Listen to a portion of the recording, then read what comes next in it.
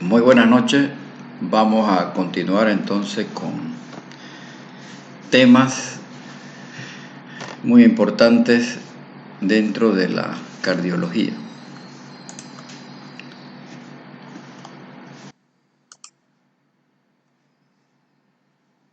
Y hoy vamos a hablar de la fiebre reumática.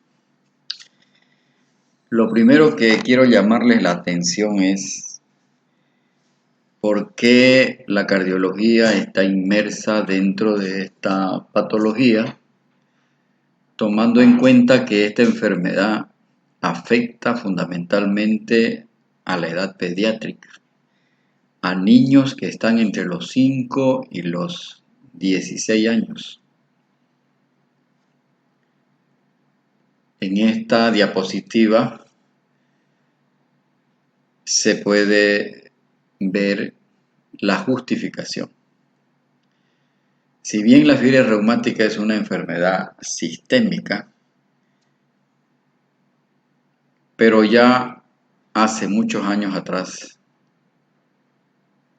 se advirtió que la fiebre reumática lame las articulaciones, pero muerde el corazón.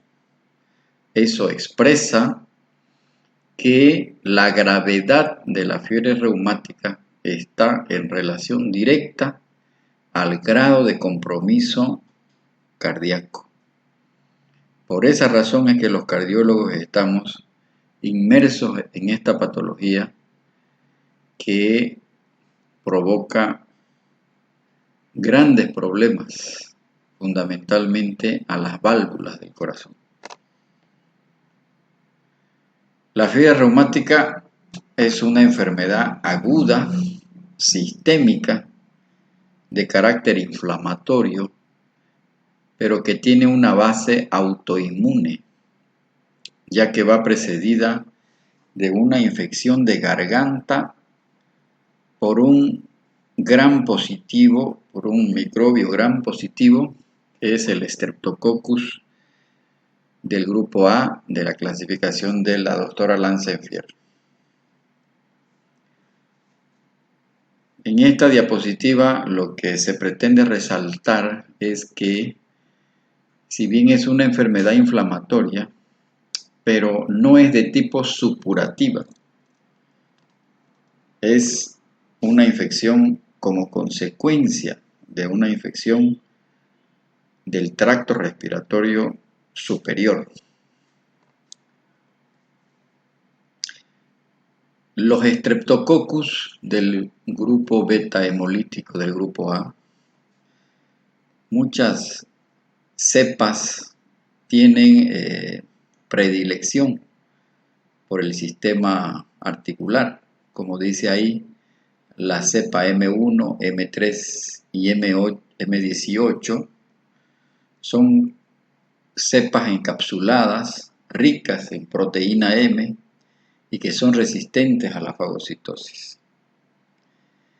Y la otra característica es que estas cepas son altamente inmunogénicas, porque ¿cómo se ha sustentado de que la fiebre reumática tiene naturaleza autoinmune? Porque pasadas las 2 a 3 semanas, el organismo elabora un anticuerpo en contra de los antígenos que elaboran los estreptococcus. Ese anticuerpo es el ácido, que lo vamos a ver posteriormente. Esa es la base científica por el cual se sustenta pues que la fiebre reumática es una enfermedad autoinmune. Entonces, los Streptococcus de este grupo Piógenes, que lo clasifica la doctora Lancenfiel, son las que están asociadas a la fiebre reumática. Se cree que patogénicamente la fiebre reumática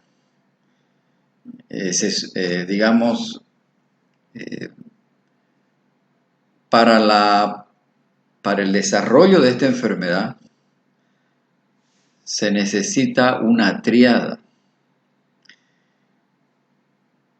Tiene que haber una susceptibilidad genética,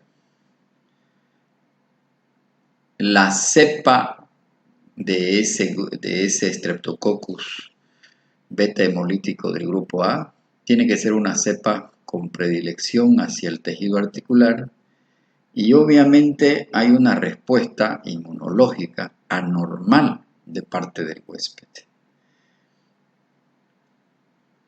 En eso se basa la patogenia. Se sabe, por ejemplo, que siendo tan frecuente las infecciones respiratorias del árbol superior, siendo tan frecuente la faringoamigdalitis, solo el 3% de esas infecciones faringoamigdalares son producidas por el Streptococcus beta hemolítico del grupo A. Y no todos los niños hacen fiebre reumática aguda, por lo tanto, la ciencia está demostrando que tiene que haber una susceptibilidad genética. Y ya se sabe que los anticuerpos de histocompatibilidad tienen mucho que ver con el desarrollo inmunológico de la fiebre reumática. Por lo tanto, por sí sola la infección estreptocócica no explica la aparición de la fiebre reumática. Tiene que haber una predisposición genética para que se desarrolle esta infección.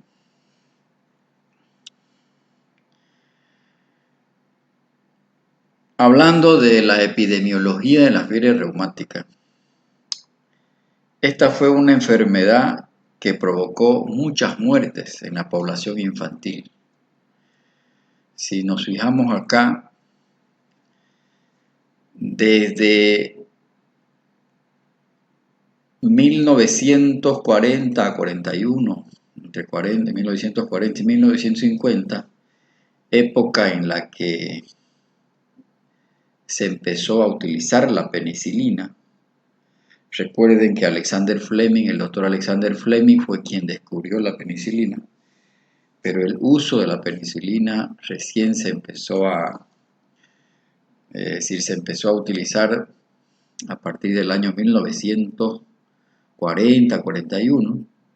Entonces, desde esa época empezó a descender drásticamente la tasa de mortalidad y también la incidencia de los casos de fiebre reumática. En esa época, en esos años, de 1900, o sea, las primeras décadas del siglo XIX, ver a un niño, ver a un joven, a un adulto joven, menor de 40 años con una valvulopatía, lo primero que hacía pensar es que haya sido de origen reumático. De todas maneras, este descenso epidemiológico de la fiebre reumática no se ha visto sustancialmente reflejado en países del tercer mundo, en países pobres. Todavía la fiebre reumática sigue siendo un problema de salud pública, fundamentalmente en países en vías de desarrollo. Y obviamente, como es lógico suponer, nuestro país no escapa porque hay las condiciones que facilitan el desarrollo de la fiebre reumática.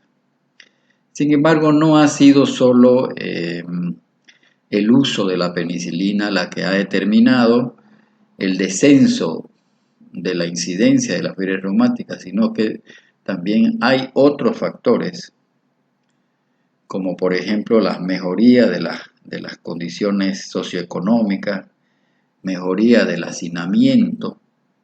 Por lo tanto, no ha sido solo el uso de la penicilina, porque la penicilina sigue siendo la droga de elección para erradicar la fiebre reumática. Esta es una microfotografía de los Streptococcus. Ustedes saben que son bacterias gram positivas y que toman ese nombre porque adoptan esa forma en cadenas.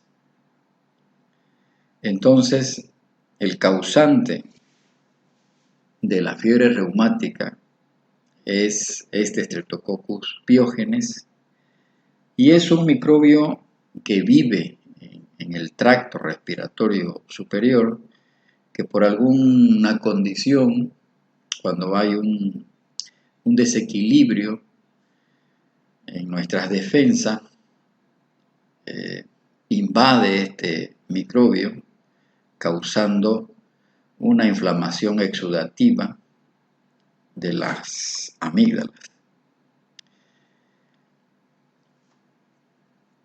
Un poco de historia acá en esta diapositiva. Fíjense que ya desde la primera década del siglo XIX, en 1900, estas dos personas ya determinaron que había una relación entre la faringitis estreptocócica y la fiebre reumática. Fue una causa importante de morbimortalidad en la primera mitad del siglo XX, de 1900 para acá. Y en Estados Unidos de América fue la principal causa de muerte en niños y adolescentes de 1925 a 1950. Y era la principal causa de enfermedad cardíaca en los menores de 40 años. Prácticamente eso no ha cambiado en los países pobres como Bolivia. Cuando uno tiene un enfermo con una valvulopatía, en un menor de 40 años, la principal cardiopatía que uno debe sospechar tiene que ser de origen reumático. Ahora, evidentemente hubo una disminución sustancial desde el aparecimiento, desde que se empezó a utilizar la penicilina. Y es también parte de la historia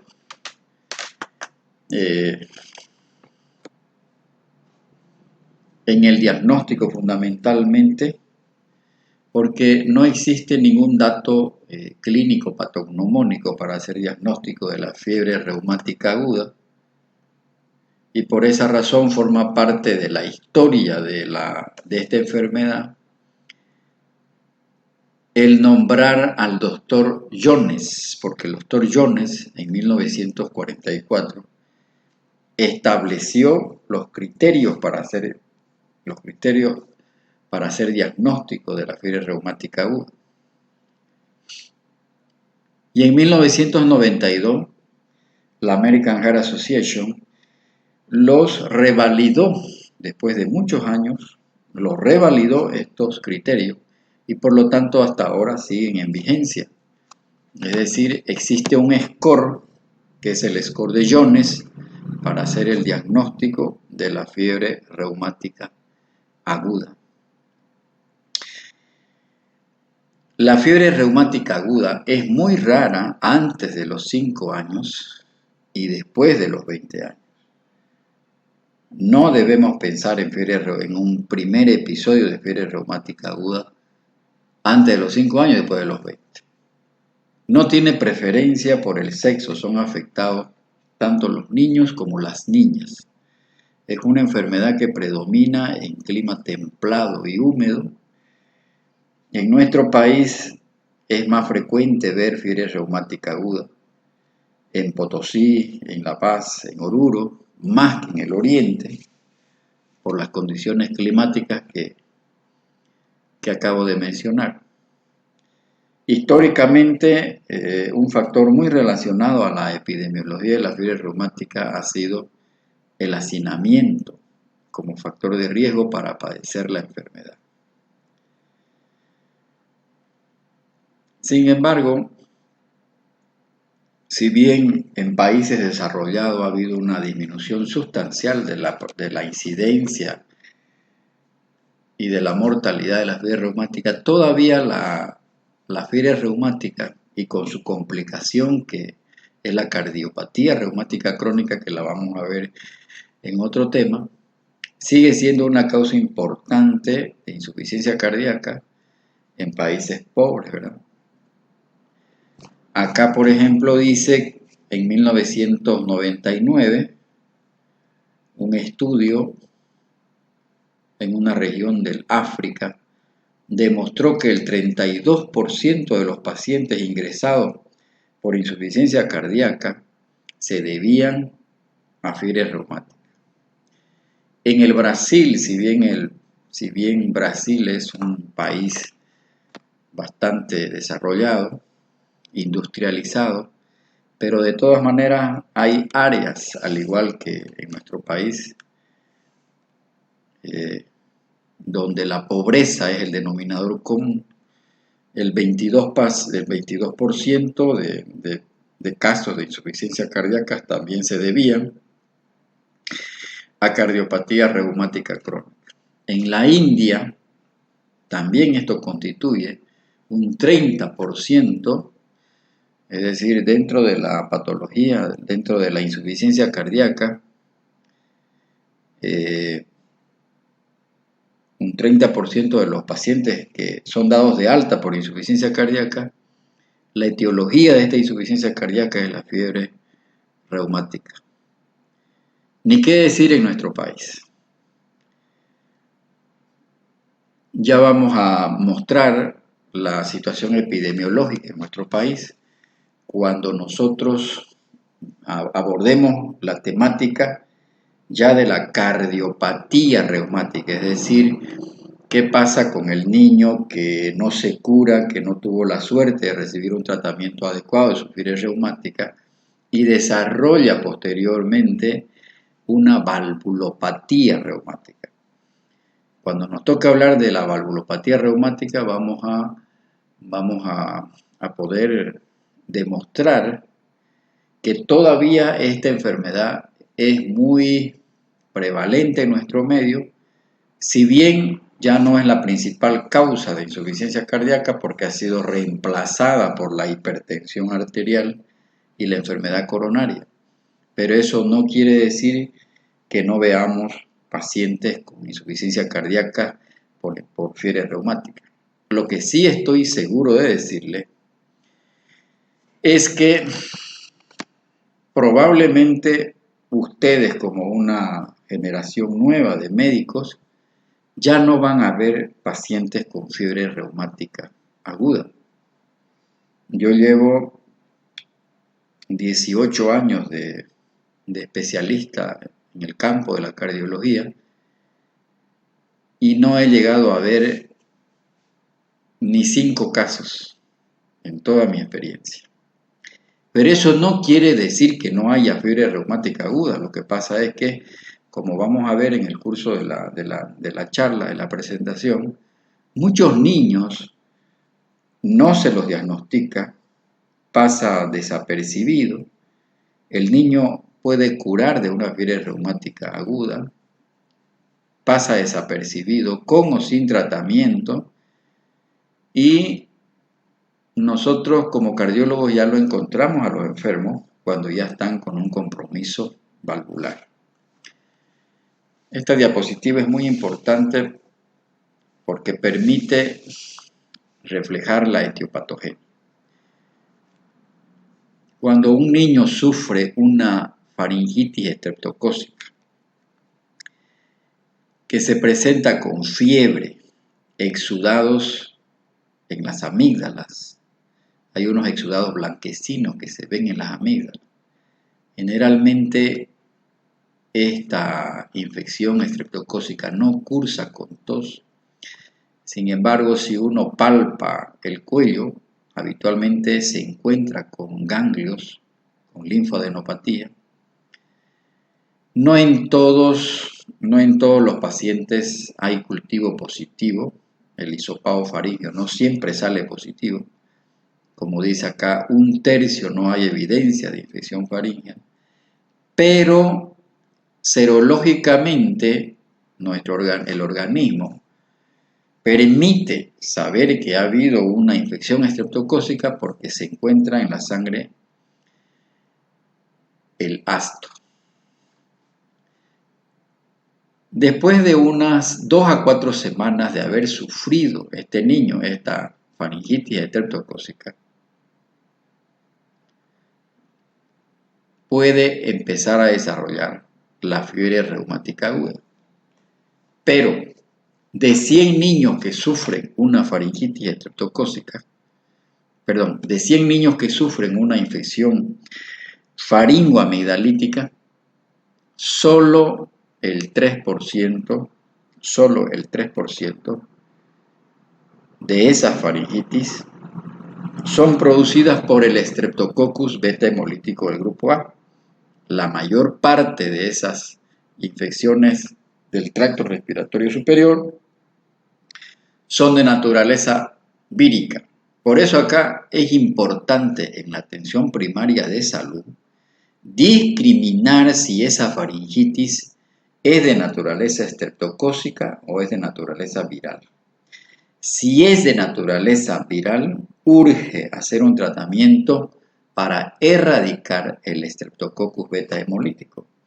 Porque al final de cuentas, el médico no puede saber si ese niño está en ese 3% que puede desarrollar posteriormente una fiebre reumática aguda o está en ese 97% que no va a desarrollar nunca la fiebre reumática.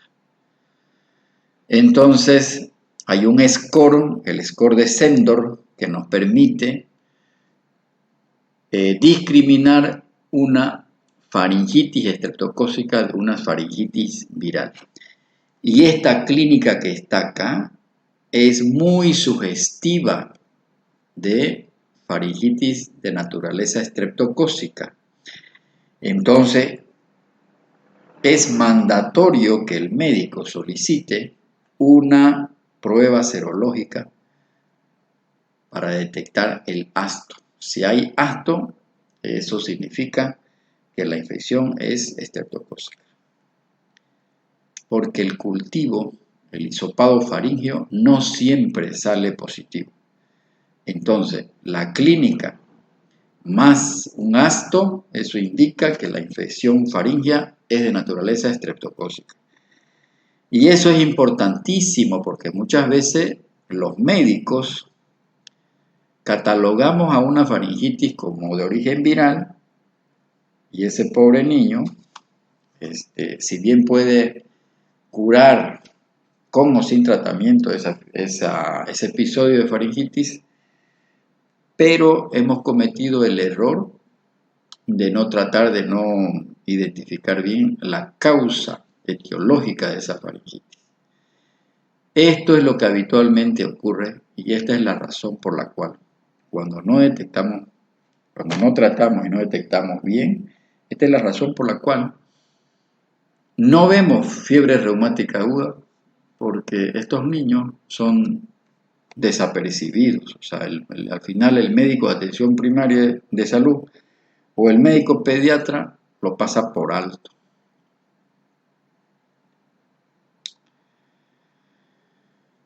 Como dice acá, la mayoría de las faringitis son de causa vírica.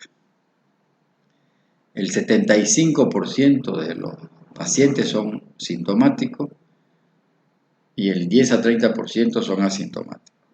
Entonces, importantísimo examinar con un bajalengua el istmo de las fauces. Importante, aquí se ven estos exudados que son muy característicos del Streptococcus beta hemolítico del grupo A. El doctor Duquette Jones, en 1944, por el hecho de que no hay ningún signo patognomónico de la fiebre reumática aguda, propuso los criterios que llevan su nombre, criterios mayores y criterios menores. Para hacer diagnóstico de fiebre reumática aguda se necesitan, como dice la diapositiva, 2 criterios mayores, o uno mayor y 2 menores. Pero tiene que acompañarse de una evidencia de infección estreptocócica. O sea, yo tengo que demostrar que la causa de esa faringitis ha sido el Streptococcus beta hemolítico. ¿Cuál es el error que habitualmente cometemos los médicos? Vemos a un enfermo con una faringitis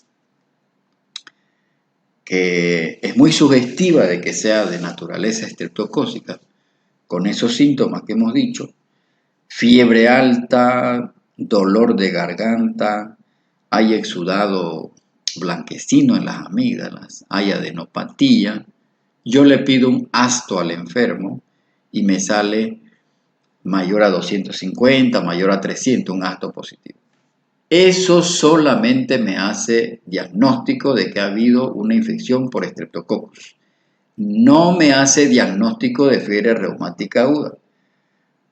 Cuidado con etiquetar a un paciente de fiebre reumática simplemente porque salió un asto positivo. El asto solamente evidencia que hubo infección estreptocócica.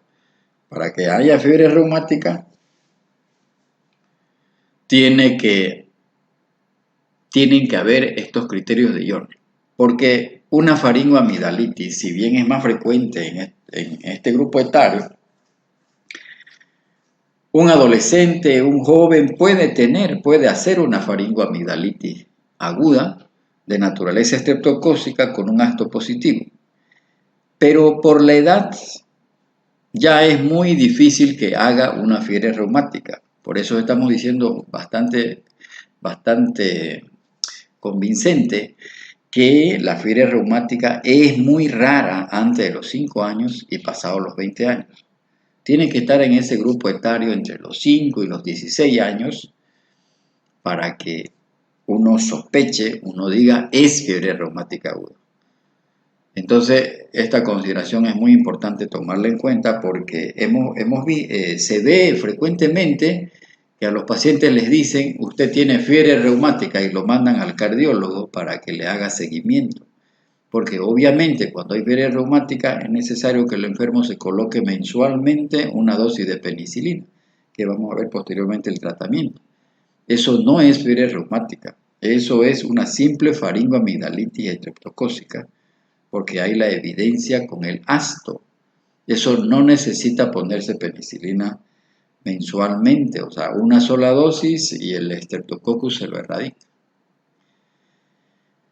Lo que decía anteriormente, resulta que el doctor Duquesne-Jones esto lo propuso en el año 1944 y la American Heart Association en 1993 en la revista Circulation lo valida lo que había hecho, lo que había propuesto el doctor Jones. Por esa razón es que hasta la fecha siguen vigentes los criterios de Jones para el diagnóstico.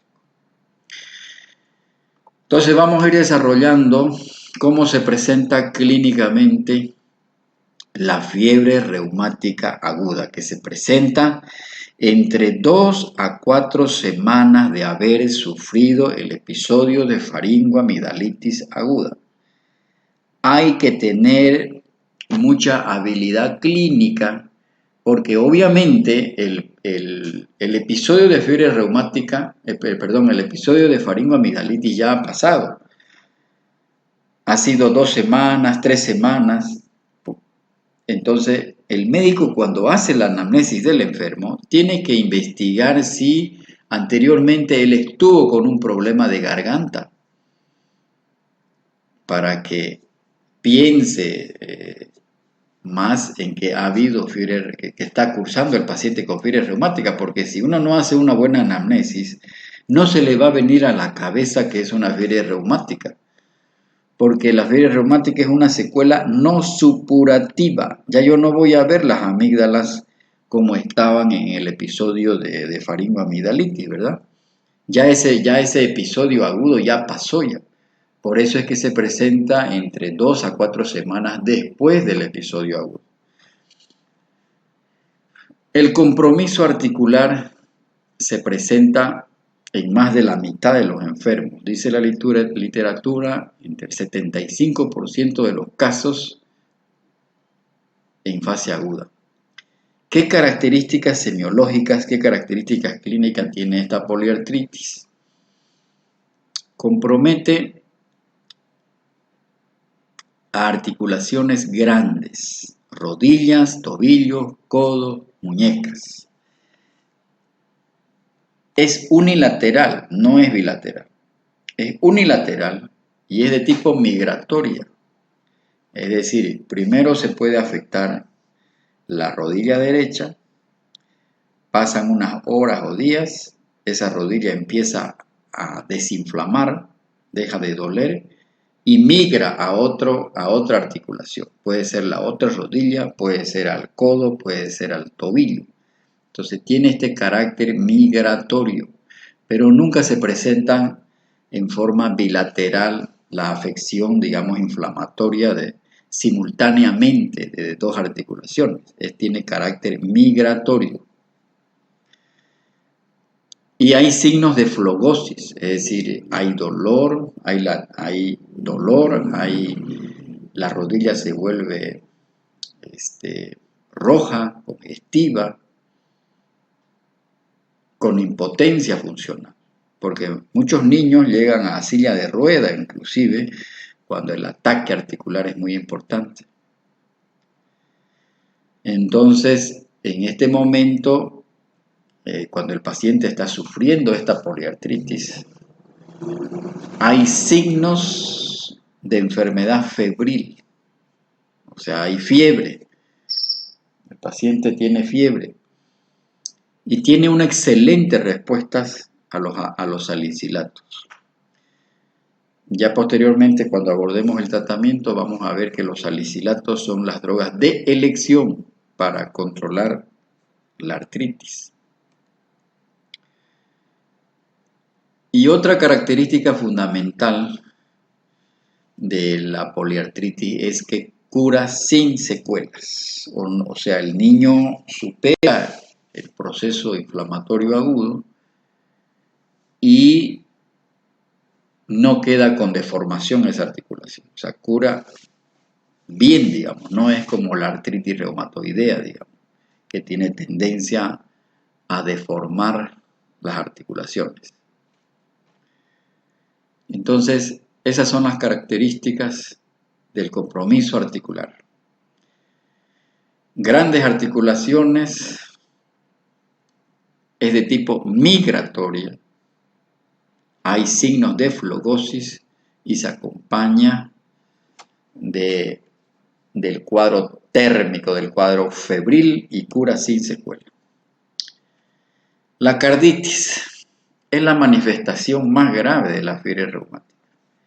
Un 60% de los niños que hacen fiebre reumática aguda van a desarrollar lo que se llama la cardiopatía reumática.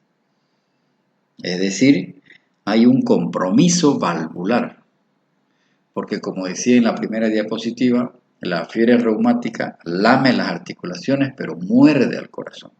O sea que la gravedad de la fiebre reumática aguda depende en tanto y en cuanto afecte al corazón. Y en realidad en la literatura mundial dice de que es en realidad una pancarditis. Quiere decir que afecta a las tres estructuras del corazón, al miocardio, al endocardio y al pericardio. Una de las válvulas más afectadas por la fiebre reumática, por la reacción inmunológica, es la válvula mitral. Es raro que solo afecte a la válvula aórtica. En cambio, es frecuente que afecte a ambas válvulas. Es decir, cuando está afectada la válvula aórtica, lo más frecuente es que esté afectada la mitral. Pero puede estar afectada solamente la mitral. Lo que es raro es que solamente esté afectada la válvula aórtica. Y entonces lo que produce a nivel de la válvula mitral se comporta funcionalmente como una insuficiencia mitral. Y esta insuficiencia de la válvula mitral produce un soplo de tipo sistólico apical, o sea, en el ápice, en la punta cardíaca, que lleva el nombre de Carey-Combs. Este es el soplo típico de la insuficiencia mitral por la fiebre reumática. 50 a 60% de los pacientes con fiebre reumática pueden tener compromiso cardíaco. ¿Cuál es la diferencia en relación a la artritis? Que cuando se afecta el corazón, lo más frecuente es que no cure ad interum, es decir, que siempre, en el 60% de los casos, este compromiso va a curar con secuelas, o sea, provoca una valvulitis aguda, pero esa valvulitis aguda no va a curar 100% con el tratamiento. Es decir, esa es la gravedad de la carditis. Entonces, cuando estamos hablando de que produce valvulitis, eso expresa que hay compromiso del endocardio. El endocardio está afectado y ese compromiso endocárdico se expresa con la valvulitis, cuya válvula más frecuentemente afectada es la válvula mitral. Rara vez se afecta la válvula pulmonar y la válvula tricúspide. Y lo más frecuente es que ya en el curso crónico, lo más frecuente es que el compromiso valvular sea de tipo estenosis. Estenosis mitral es lo más frecuente que provoca la fiebre reumática, pero en la fase aguda de la fiebre reumática lo que provoca es una insuficiencia mitral. Eso es el compromiso endocárdico. ¿Qué pasa cuando se afecta el miocardio? Cuando se afecta el miocardio, el paciente entra en insuficiencia cardíaca. Uno va a encontrar a un paciente con taquicardia persistente, más de 100 latidos por minuto. Puede estar el paciente con galope, con ritmo de galope, con ritmo de 3 tiempos, no el ritmo normal que tiene el corazón, sino que acá vamos a tener un tercer ruido. Son frecuentes las arritmias y cuando se le saca una radiografía de tórax al paciente, puede tener una cardiomegalia importante y puede estar en una falla cardíaca descompensada porque acá se ve congestión pulmonar. Quiere decir que está en insuficiencia cardíaca descompensada. Entonces, el compromiso miocárdico, que es muy grave, se expresa con insuficiencia cardíaca. Mis maestros me decían que cuando un enfermo hace fiebre reumática aguda con compromiso del corazón y se escucha el soplo de Carey-Combs, dice que cuando el tratamiento se hace muy bien, ese soplo puede desaparecer. Siempre y cuando el paciente cumpla con las recomendaciones del médico. Ya vamos a ver que el tratamiento tiene muchos inconvenientes. Cuando la carditis es leve, dice, desaparece sin secuelas en un 65-75%. Lo que pasa es que no siempre la miocarditis es grave. La miocarditis puede ser leve, moderada y severa, aunque eso no es tan fácil determinarlo. Lo cierto es que cuando hay compromiso miocárdico, el paciente entra en insuficiencia cardíaca. Se disminuye la fuerza contráctil y se dilata el corazón. Si uno le saca un electrocardiograma al enfermo, casi siempre va a estar taquicárdico. Esa taquicardia expresa que el corazón está en falla. Aquí vemos la radiografía de una niña en la que se ve una importante cardiomegalia, una niña de 9 años que ha hecho una fiebre reumática con compromiso cardíaco y está postrada, está es decir, en una silla de ruedas, seguramente con un compromiso articular. Los médicos decían que era frecuente ver niños que quedaban así, en una silla de ruedas, por el compromiso articular. O sea, mientras dure el proceso inflamatorio, el niño va a estar con este problema articular y obviamente va a tener que estar en reposo porque hay un compromiso cardíaco. Los anatomopatólogos dicen que cuando se le hace un estudio anatomopatológico al paciente, a la fiebre reumática aguda, lo que se ve son los nódulos de Aschoff. Los nódulos de Aschoff, por anatomía patológica, constituyen el dato patognomónico de la fiebre reumática aguda. El compromiso entonces endocárdico se expresa en el compromiso valvular. La válvula mitral es la más afectada y es la que condiciona la insuficiencia mitral. Y el tipo de soplo que provoca es el soplo de Carey-Cohn.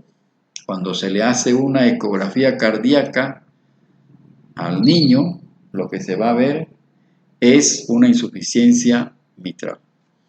Esta es la imagen típica de una estenosis de la válvula mitral, pero ya cuando ha pasado a la cronicidad, cuando está en etapa de cardiopatía reumática, la típica boca de pez que identifica que es una estenosis mitral de naturaleza reumática. Cuando se le hace un electrocardiograma a un enfermo que está cursando, a una niña, a un niño que está cursando con una fiebre reumática aguda, si es que no está con taquicardia, si es que su frecuencia cardíaca es menor de 100 latidos por minuto, un signo menor de fiebre reumática aguda es el bloqueo AB de primer grado. Si ustedes se acuerdan, el intervalo PR normal es de 0,12 a 0,20. Quiere decir de 3 cuadraditos a 5 cuadraditos, porque cada cuadradito es 0.04 segundos. Aquí está más de 0,20, más de 5 cuadraditos. Entonces aquí hay una prolongación del PR, un bloqueo AB de primer grado, que cuando se le hace tratamiento al paciente, este bloqueo AB de primer grado va a revertir.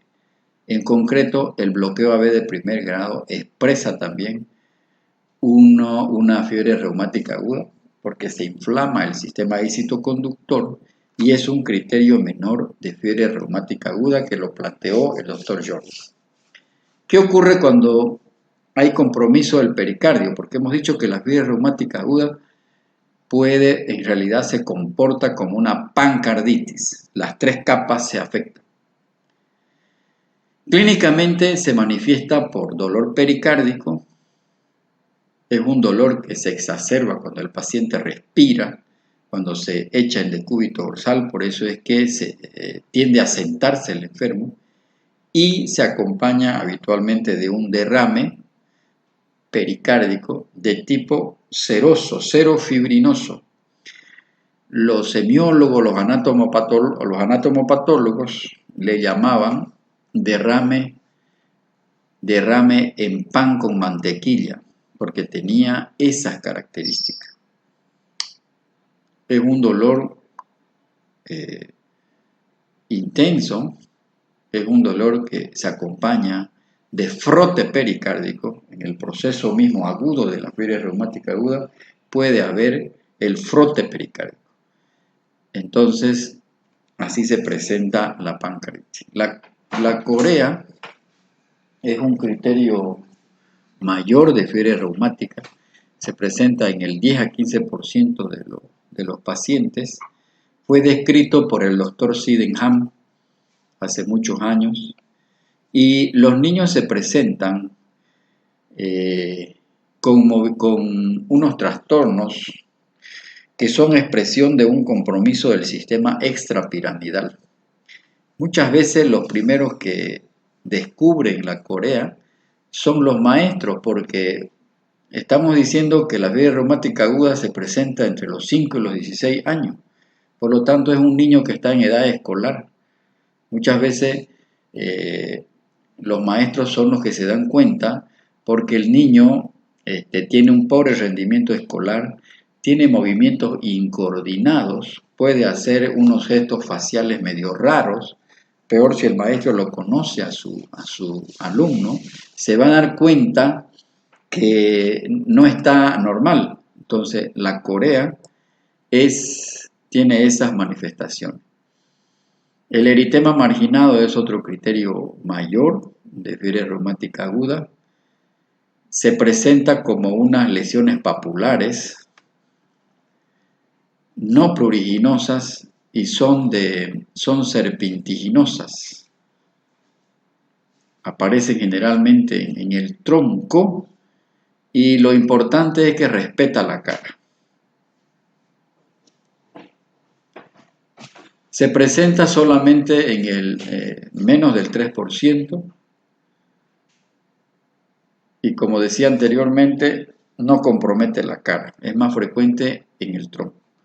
Los nódulos subcutáneos también no son tan frecuentes y se presentan en regiones extensoras cerca de las prominencias óseas. Los nódulos subcutáneos que los describió Maynard. Entonces, para hacer el diagnóstico de fiebre reumática aguda necesitamos un criterio mayor de lo que hemos mencionado, o un criterio mayor y dos menores. Sin embargo, esto tiene que acompañarse de una evidencia de infección estreptocócica, que es lo que le vamos a pedir al paciente, es una prueba serológica que demuestre que hay asto positivo.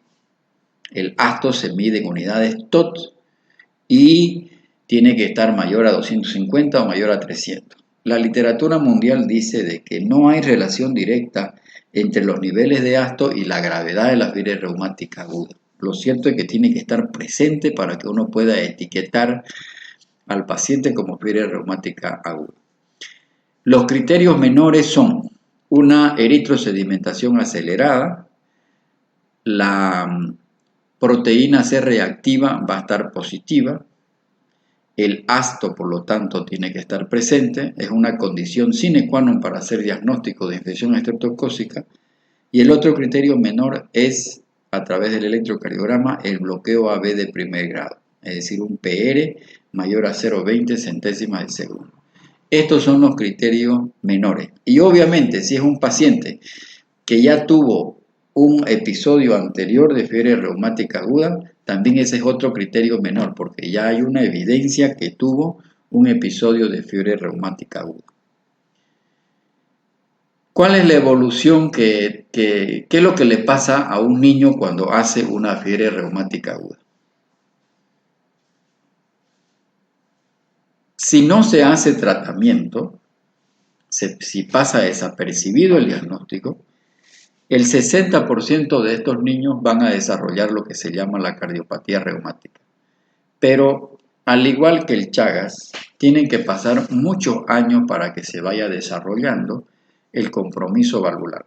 La literatura mundial dice que pueden pasar entre 8 a 10 años para que aparezca el daño valvular. Entonces, generalmente, los pacientes que han desarrollado una fiebre reumática aguda empiezan a presentar síntomas cardíacos ya evidentes del compromiso valvular entre los 25 y los 30 años. Entonces tienen que pasar muchos años para que se dañe la válvula. Y como hemos dicho, la válvula que más se afecta por la fiebre reumática es la válvula mitral. Lo más frecuente es que se presenten como una estenosis de la válvula mitral, que es más frecuente en las mujeres. Segundo, la doble lesión mitral y aórtica en un 30% y la insuficiencia mitral en un 5%. Lo que es muy raro en el compromiso valvular reumático es que se presente la insuficiencia aórtica sola. Si se presenta la insuficiencia aórtica aislada, eso es muy raro. Generalmente está también comprometida la válvula mitral. La estenosis mitral es más frecuente en las mujeres y la insuficiencia aórtica es más frecuente en los hombres. Y muy raramente la fiebre reumática daña la tricúspide o la válvula pulmonar. Entonces, lo más frecuente es la válvula mitral. Por lo tanto, la importancia de hacer el diagnóstico exacto, el diagnóstico oportuno y un tratamiento adecuado de la fiebre reumática es hacer que estos niños no vayan a desarrollar en el futuro la famosa cardiopatía reumática. Porque las complicaciones de una fiebre reumática mal tratada o mal curada es la valvulopatía, es decir, el compromiso valvular, como dice aquí en esta diapositiva, el compromiso de ya sea de la válvula mitral o de la válvula aórtica. Y finalmente ingresamos al tratamiento. Mis profesores, mis docentes y revisando la literatura mundial, recalca que el tratamiento de la fiebre reumática aguda, que un aspecto importante del tratamiento de la fiebre reumática aguda es el reposo. Y el tratamiento se enfoca de la siguiente forma. Hay que clasificar a la fiebre reumática aguda con carditis, o sea, con compromiso cardíaco, o fiebre reumática sin compromiso cardíaco. Si la fiebre reumática cursa sin compromiso cardíaco, se dice que el niño debe guardar reposo mínimo 6 semanas. Y es un reposo absoluto. Y aquí vienen los problemas con la madre, con los padres, porque es habitual, como estos niños están en edad escolar, le van a rechazar al profesional médico que pierda el colegio. Y eso, por esa razón es que tenemos pacientes jóvenes con cardiopatía reumática valvular porque no cumplieron las recomendaciones del médico. Son 6 semanas cuando la fiebre reumática es sin carditis y 8 a 10 semanas es cuando la fiebre reumática cursa con carditis. Entonces, el aspecto fundamental primero es el reposo. Segundo, la forma de erradicar el Streptococcus beta hemolítico de grupo A, que está evidenciado por el acto positivo, es con la penicilina benzatínica. No existe ningún otro tratamiento tan efectivo como la penicilina G benzatínica, que es de depósito. ¿Cuánto es la dosis? En niños que pesan menos de 30 kilos, una sola dosis de 600.000 unidades internacionales intramuscular, y niños que pesan más de 30 kilos, 1.200.000 unidades internacionales. Se debe insistir a los padres de familia, a los padres del niño, que sí o sí necesitan la penicilina, porque es la única droga que va a erradicar definitivamente el Streptococcus. Si por desgracia el niño tiene alergia a la penicilina, la segunda droga de elección tiene que ser un macrólido. Puede ser la eritromicina o puede ser la acitromicina. Pero el futuro de este niño no tiene el mismo pronóstico, porque no es igual el macrólido para erradicar el Streptococcus que la penicilina. La terapia antiinflamatoria se hace con el ácido acetil salicílico. Es la droga de elección para tratar los fenómenos inflamatorios, es decir, la artritis, la poliartritis se trata con ácido acetil salicílico. ¿Qué recomiendan los expertos? Que la dosis sea alta, 100 miligramos por kilo de peso por día, distribuido en 4 a 6 tomas. Y este ácido acetil salicílico, es decir, la aspirina, no debe estar mezclada con inhibidores de la bomba de protones. Se sabe que la aspirina es eficaz para revertir el proceso inflamatorio, para la poliartritis. Si es una fiebre reumática sin carditis, el tratamiento, como decíamos anteriormente, son 6 semanas.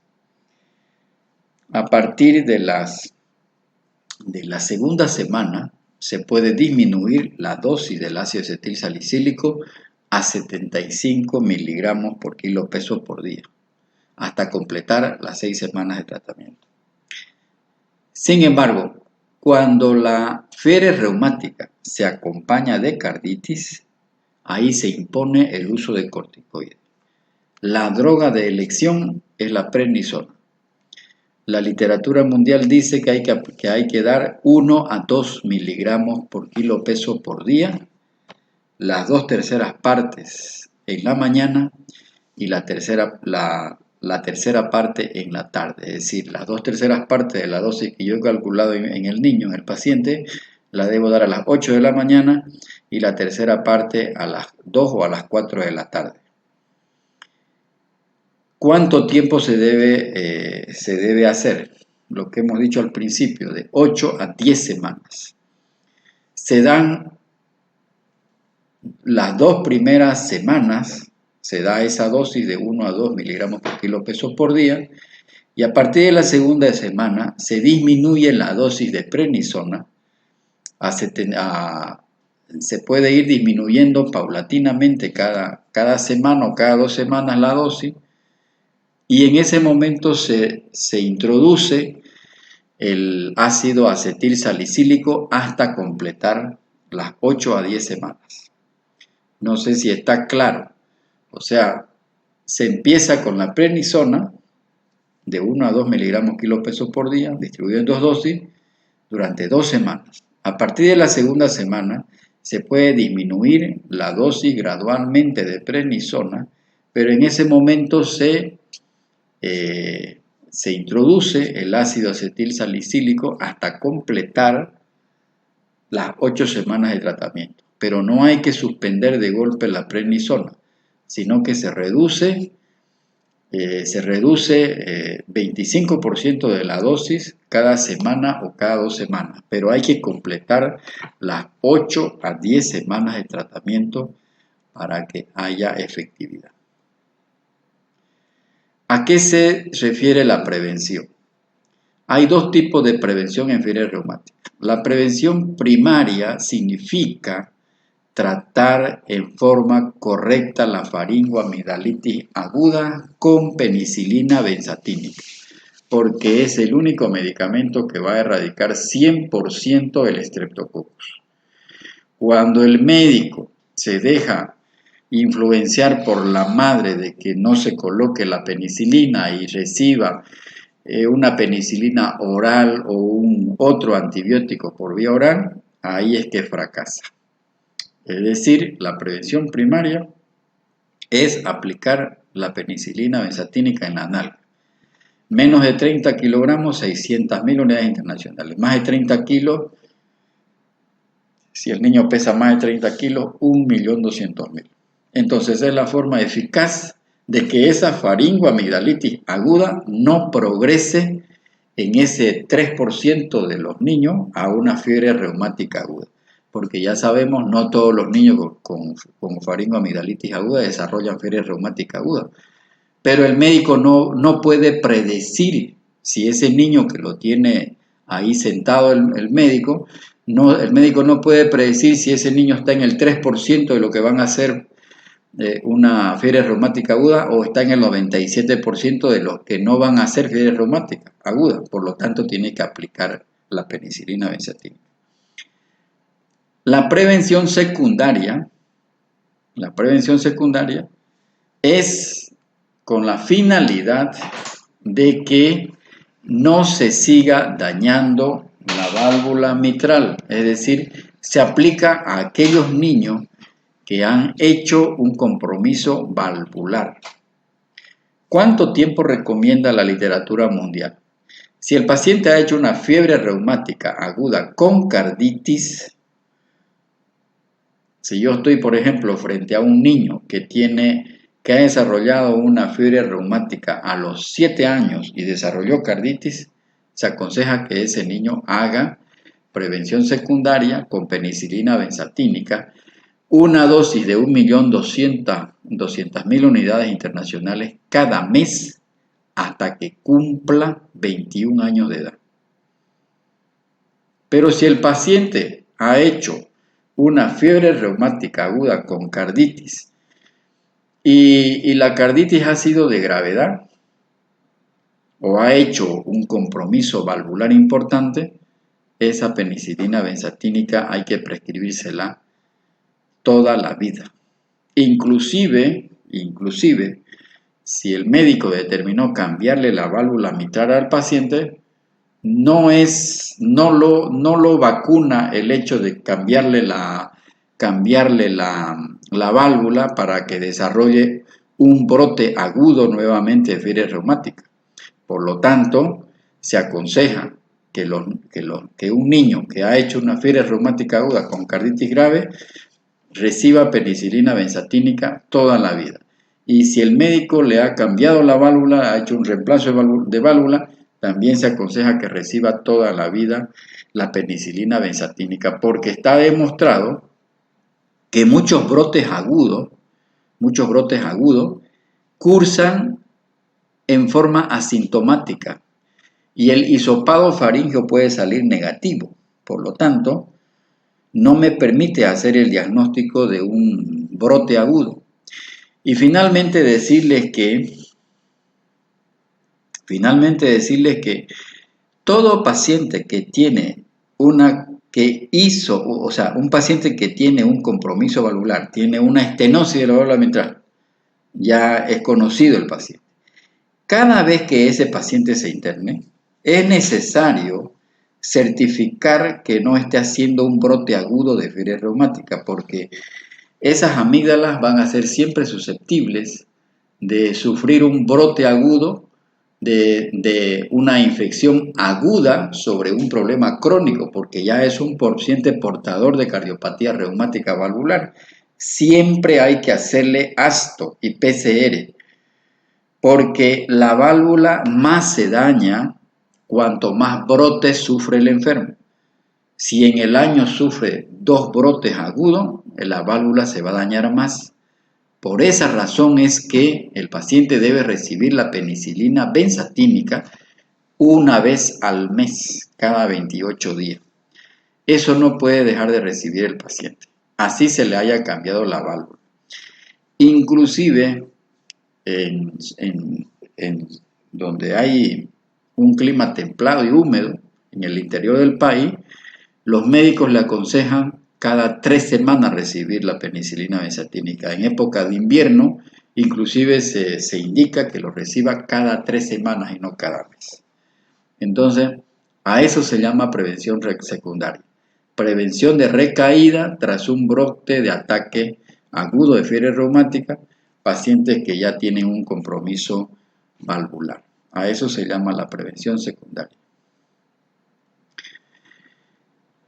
Entonces, para concluir, haciendo un resumen de lo que es la fiebre reumática aguda, cuando yo estoy frente a un niño entre 5 y 15 años o 5 y 16 años que tiene factores de riesgo, hacinamiento, estrato socioeconómico bajo, que cursa con fiebre, dolores articulares, síntomas constitucionales, astenia, dinamia, mialgia, con el antecedente que 2 semanas o 3 semanas antes había padecido, según la madre, un episodio de un compromiso faringoamidalar, tengo que sospechar que pueda ser una fiebre reumática aguda porque está en el grupo etario.